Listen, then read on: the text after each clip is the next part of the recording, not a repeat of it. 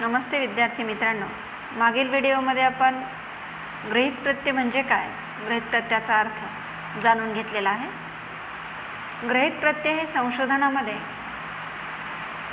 संशोधन विषयाला अनुषंगून जी संशोधनकर्त्याला पूर्व माहिती असते, पूर्व ज्ञान असते, त्या संशोधन विषयाचा अनुभव असतो पूर्वीचा, याच्या आधारे संशोधनकर्ता काही विधाने करतो.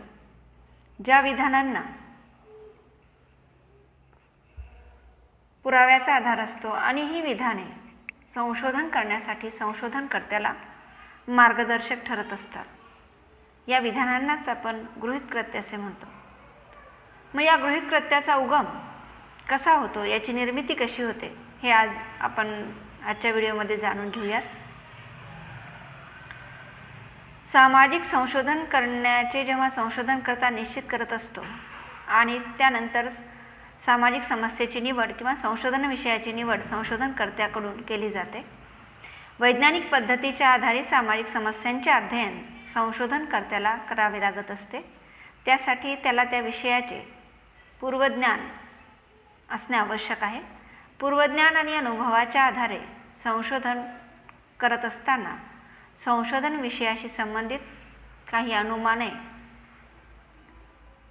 संशोधनकर्ता करतो. ज्या अनुमानांना पुराव्याचा आधार असतो आणि ही विधाने, ही अनुमाने संशोधनाला दिशा देतात, मार्ग दाखवतात. या अनुमानांनाच आपण गृहीत प्रत्यय असे म्हणतो. संशोधनकर्त्याला संशोधन विषयाचे पूर्वज्ञान असल्याशिवाय संबंधित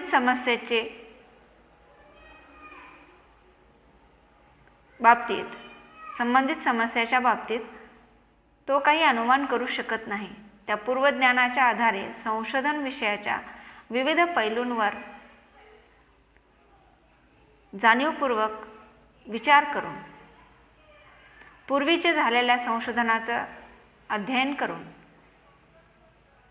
त्यांच्या मदतीने संशोधनासाठी निवडलेल्या समस्येचे निराकरण करण्यासाठी, तिची सोडवणूक करण्यासाठी संशोधनकर्ता काही संभाव्य उत्तरे शोधतो आणि ती उत्तरे, ती अनुमाने म्हणजेच गृहीत प्रत्यय होय. उदाहरणार्थ, कामगार आणि मालक यांच्यात वाढत जाणारा संघर्ष का निर्माण होतो, बेरोजगारीचे प्रश्न किंवा त्यांचे प्रमाण का वाढते, महिला हिंसाचाराच्या प्रमाणामध्ये का वाढ होते, उद्योगधंद्यांमध्ये दिवसेंदिवस का वाढ होत आहे, वृद्धांच्या समस्येत नित्याने होणारी वाढ आणि आजच्या परिस्थितीत नैतिक मूल्यांची होणारी घसरण आणि विविध वस्तूंची विक्री करण्यासाठी जी ॲडव्हर्टाइजमेंट केली जाते, यासारख्या अनेक प्रश्नांची उत्तरे शोधण्यासाठी संशोधन करत असताना या प्रश्नांची, या विषयांचे अध्ययन करून निष्कर्ष काढावे लागतात. आणि ही समस्या संशोधनासाठी निवडलेली आहे, त्या समस्येचे निराकरण करण्यासाठी काही संभाव्य उत्तरे संशोधनकर्त्याला शोधावी लागतात, काही अंदाज बांधावे लागतात. आणि हे अंदाज बांधत असताना संशोधनकर्त्याला पुराव्याचा आधार घ्यावा लागतो. वास्तविक परिस्थिती जाणून घेऊनच संशोधन समस्येसंबंधित काही अंदाज किंवा अनुमाने करावी लागतात. पुराव्यांच्या आधारे संशोधन विषयाबाबतीत अनुमाने केली जातात, त्यालाच आपण गृहीत प्रत्यय असे म्हणतो. या गृहीत प्रत्ययाचे उगम कोठे आणि कसा होतो, याचे चिंतन आणि मनन करणे आवश्यक आहे. गृहीत प्रत्यय निर्मिती सामाजिक संशोधनातील एक आवश्यक टप्पा आहे. संशोधनकर्त्याचा जो अभ्यास विषय आहे, त्या विषयाचं अध्ययन करत असताना संशोधनकर्ता जी गृहीत प्रत्यय निर्माण करतो, त्यासाठी प्रेरणा, अनुभव, ज्ञान, इतर संशोधने इत्यादीचा समावेश हा गृहीत प्रत्ययामध्ये, इत्यादीच्या आधारे गृहीत प्रत्ययही मांडले जातात. गुड आणि हॅट यांनी गृहीत प्रत्ययाचे पुढील काही उगम स्रोत सांगितलेले आहेत. त्यांनी व्यक्तिगत अनुभव, पर्सनल एक्सपिरियन्स हे गृहीत प्रत्यय निर्मितीचा एक महत्त्वाचा स्रोत आहे असं म्हटलेलं आहे. संशोधनकर्त्याला स्वतःच्या अनुभवाच्या आधारे गृहीत प्रत्यय सुचत असतात. झाडावरून जमिनीवर पडणारे फळ आपण बहुतांश वेळा पाहिले, परंतु फळ झाडावरून जमिनीवर पडते या अनुभवाच्या आधारावरच न्यूटनने गृहीत प्रत्ययाची निर्मिती करून गुरुत्वाकर्षणाचा शोध लावला. आर्किमिडीजने सुद्धा आपल्या अनुभवाच्या आधारेच गृहीत प्रत्ययाची निर्मिती करून भौतिकशास्त्रातील सिद्धांत मांडलेले आहेत. वाफेच्या इंजिनाचा शोध, वस्तुमानाचा शोध हे सर्व संशोधने शास्त्रज्ञांच्या वैयक्तिक अनुभवातूनच समाजापुढे आलेली आहेत. म्हणजेच वैयक्तिक अनुभवातून अभ्यासकांना गृहीत प्रत्यय सुचत असतात आणि त्या गृहीत प्रत्ययाच्या आधारित वेगवेगळ्या प्रकारचे शोध, संशोधन, सिद्धांत निर्मितीही केली जाते. त्याचप्रमाणे सामाजिक शास्त्रात देखील संशोधकांनी स्वतःच्या अनुभवातून गृहीत प्रत्यय निर्माण करून सिद्धांताची मांडणी ही केलेली आहे. माल्थसचा लोकसंख्येचा सिद्धांत, पॅरेटोचा सामाजिक कल्याणाचा सिद्धांत, डार्विनचा उत्क्रांतीचा सिद्धांत, स्पेन्सरचा सेंद्रिय सिद्धांत हे सर्व सिद्धांताचे आधार संशोधकाचे वैयक्तिक अनुभवच आहेत. संशोधनकर्ता विशिष्ट परिस्थितीत सामाजिक घटकांच्या बाबतीत चिंतन मनन करून सामाजिक घटनांचे सूक्ष्म अवलोकन करून विशिष्ट गृहीत प्रत्ययाची निर्मितीही करत असतो. त्या गृहीत प्रत्ययाच्या आधारे सिद्धांत मांडले जातात, संशोधने केली जातात. लॅराबी यांच्या मते फलदायक आणि अर्थपूर्ण गृहीत प्रत्ययाचा आदर्श असा उगम किंवा त्याची सुरुवात म्हणजे पूर्व अनुभव आणि कल्पकता या दोन गोष्टींचा शास्त्रज्ञांच्या मस्तकात जो संगम होतो त्यातूनच गृहीत प्रत्यय सुचत असतात. म्हणजेच लॅराबी यांनी अर्थपूर्ण गृहीत प्रत्ययाची निर्मिती ही प्रामुख्याने संशोधनकर्त्याच्या कल्पकतेवर, बुद्धिमत्तेवर अवलंबून आहे. त्याचबरोबर कल्पकता, बुद्धिमत्ता आणि वैयक्तिक अनुभव यांची जोड ही गृहीत प्रत्यय निर्मितीसाठी संशोधनकर्त्याला द्यावी लागते. म्हणजेच वैयक्तिक अनुभव हे गृहीत प्रत्यय निर्मितीसाठी एक महत्त्वाचा उगम स्रोत आहेत किंवा गृहीत प्रत्यय निर्मितीचं एक साधन आहेत असं आपल्याला म्हणता येईल. यानंतरचा गृहीत प्रत्यय निर्मितीचा स्रोत आहे बाह्य स्रोत. गृहीत प्रत्ययाच्या बाह्य स्रोतामध्ये कशाचा समावेश होतो हे जाणून घेत असताना साहित्य, कल्पना, कथा, कविता, विचार, अनुभव, सिद्धांत, नाटक, कादंबरी इत्यादींच्या मदतीने जेव्हा संशोधनकर्ता गृहीत प्रत्ययाची निर्मिती करतो त्यालाच या सर्व साधनांना आपण गृहीत प्रत्ययाचे बाह्य उगम स्रोत असंही म्हणतो. म्हणजेच हे सर्व साधने कथा, कविता, विचार, सिद्धांत, नाटक, कादंबरी ही सर्व साधने इतर व्यक्तींचे विचार, कल्पना, अनुभव, सिद्धांत याचा आधार घेऊन संशोधन समस्येशी संबंधित काही अनुमाने संशोधनकर्त्याकडून केली जातात त्यालाच आपण गृहीत प्रत्यय असे म्हणतो. जेव्हा संशोधनकर्ता कोणत्या तरी इतर व्यक्तींच्या किंवा इतर व्यक्तीद्वारे प्रतिपादित केलेल्या एका विचाराच्या आधारे गृहीत प्रत्ययाची निर्मिती करतो त्यालाच बाह्य स्रोत असे म्हणतात. यानंतरचा गृहीत प्रत्यय निर्मितीचा स्रोत आहे तो म्हणजे सामान्य संस्कृती.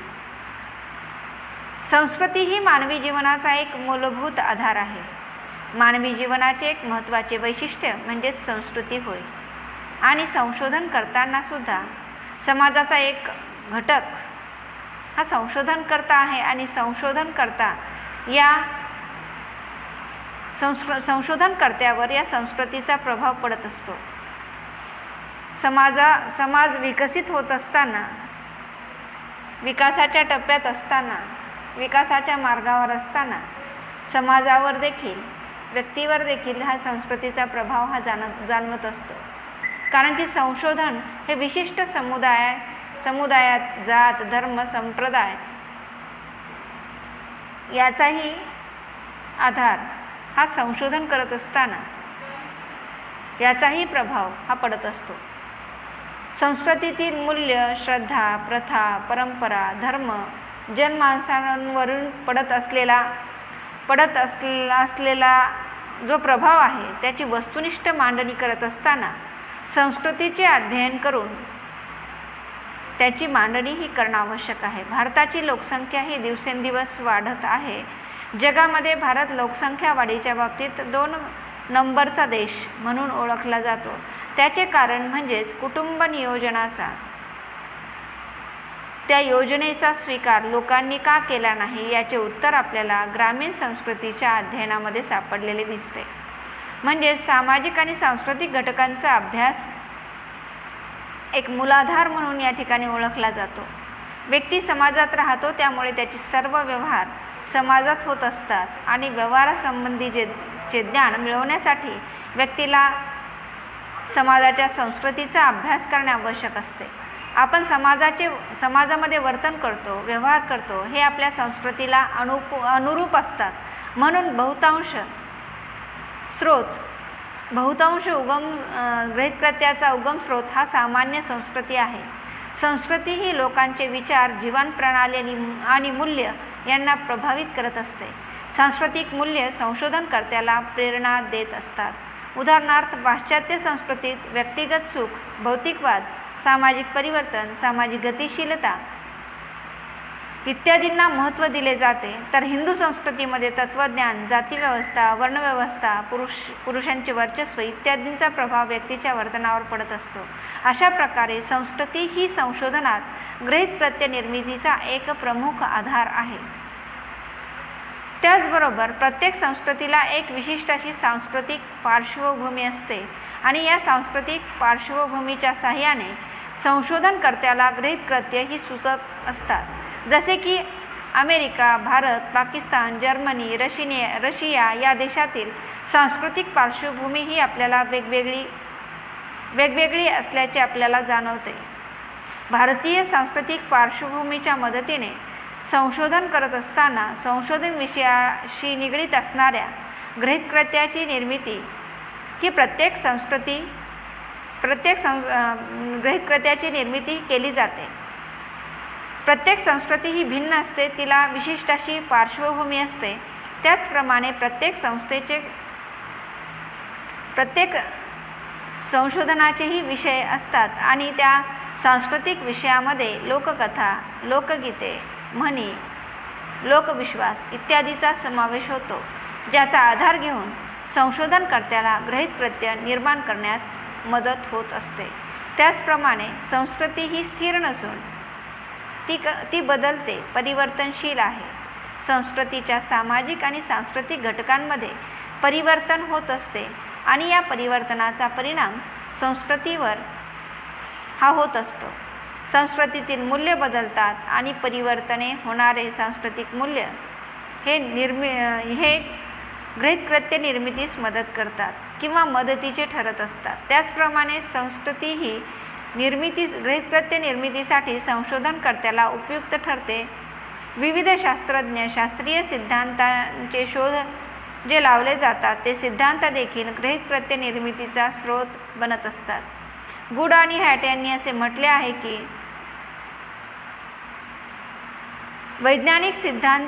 विविध सिद्धांत एका विषयाच्या विविध पैलू संबंधित असणारी माहिती मिळते आणि त्या माहितीच्या आधारे गृहीतकृत्य ही मांडली जातात. म्हणजेच वैज्ञानिक सिद्धांत हे गृहीतकृत्य निर्मितीचा स्रोत आहे. त्यानंतर गृहीतकृत्य निर्मितीचा स्रोत म्हणजे सादृश्यता किंवा सारखेपणा.